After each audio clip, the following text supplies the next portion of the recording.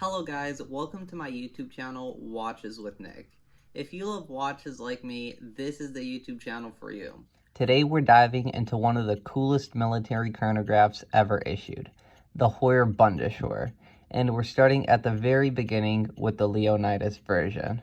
Because yes, before it said Heuer on the dial, this watch had another name, and like a lot of great military gear, it wasn't flashy, it wasn't luxurious, it was built for one thing: doing the job. Now let's rewind back to 1964. At this point, the German and Italian armed forces needed a reliable chronograph for pilots in the Air Force.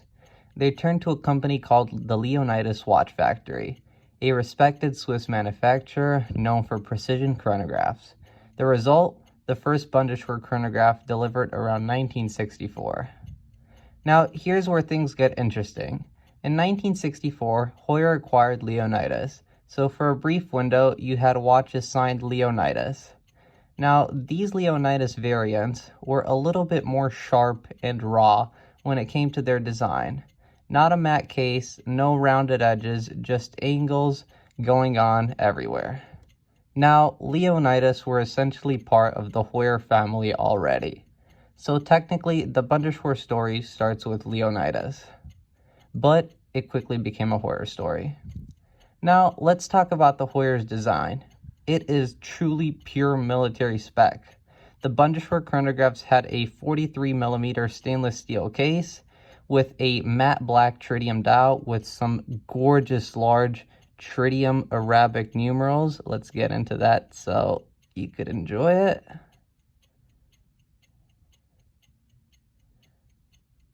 Also, it had a 2-register chronograph layout and the legendary Valjoux 235 hand-wound flyback movement.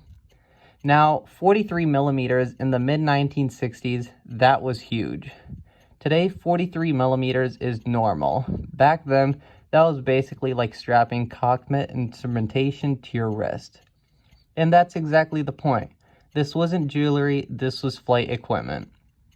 The case had thick spring bars, instead meaning you couldn't just pop on your favorite strap.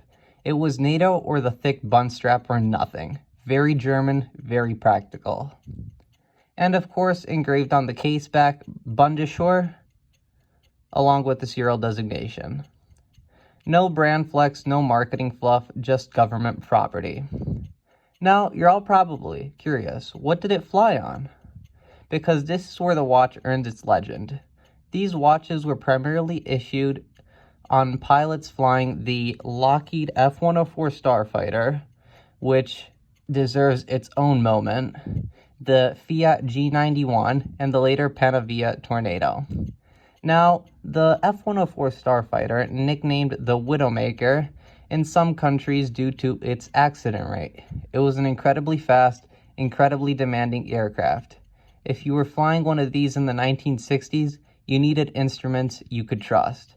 And that's where the Bundeswehr chronograph came in.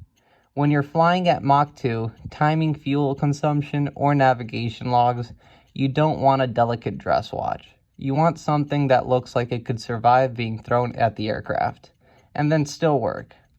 In the late 1960s, after the Leonidas name phased out, the watches were now fully branded Heuer Bundeswehr, typically appearing around 1967 to 1968.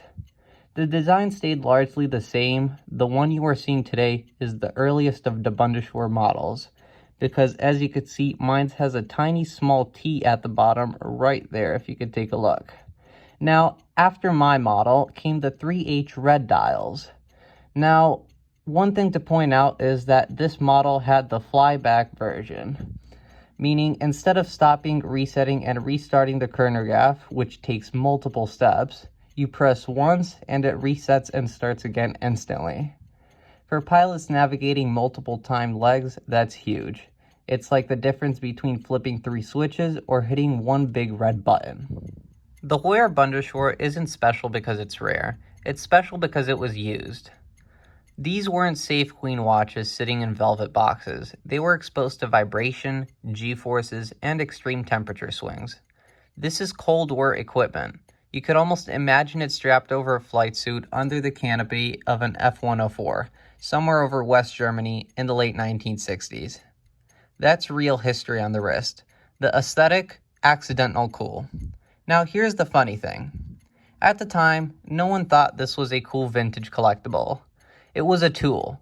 But today, the oversized bezel, sterile dial, massive loom plots, sword hands, it's peak vintage military aesthetic.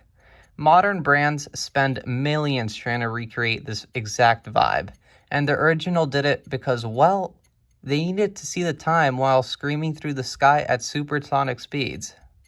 Today, the Leonidas signed variants are especially desirable because of that transitional history. You've got pre-Heuer branding and early military issuance. Then the later Heuer signed Bundeswehr models from the late 1960s and 1970s represent the more developed flyback version. Both are highly collectible, especially if you find them in the condition mine's is in. And of course, condition matters. These watches were used hard, finding one with original loom, correct bezel, and matching military engravings. That's part of the hunt. Now, here are some things to look out for when finding your Heuer Bundeswehr. As you can see on mine, on the top lug, it has a short 4-digit serial.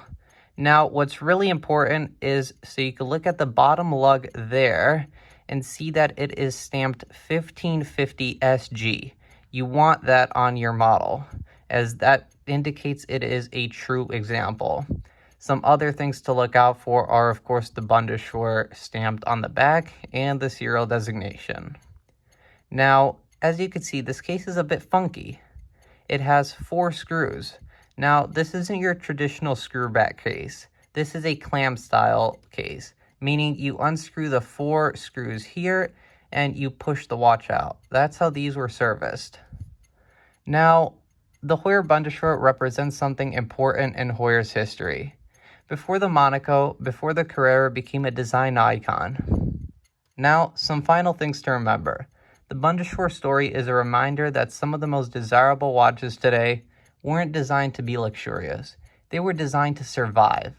And honestly, there's something incredibly cool about wearing a watch that might have once flown in an F-104 at Mach 2 over Europe. That's not just a timepiece. That's aviation history on your wrist. And if you enjoyed this deep dive into the Heuer Bundeswehr, don't forget to like and subscribe as more videos on awesome watches like this will be coming.